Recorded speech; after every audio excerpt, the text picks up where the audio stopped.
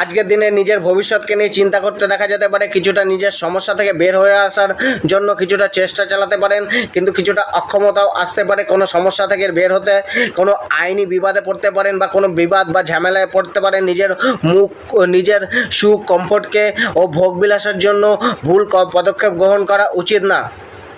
মিথুন রাশি, আজকের দিনে নিজের ভবিষ্যৎকে নিয়ে কিছুটা চিন্তিত হতে দেখা যেতে পারে, কিছুটা নিজের সমস্যা থেকে বের হয়ে আসতে কিছুটা অক্ষম বোধ করতে পারেন। কোনো না কোনো সমস্যা আপনাকে কিছুটা জেরবার করতে পারে, কোনো আইনি বিবাদে পড়তে পারে। নিজের সুখ কমফোর্ট ও ভোগবিলাসের জন্য ভুল পদক্ষেপ নেওয়া উচিত না।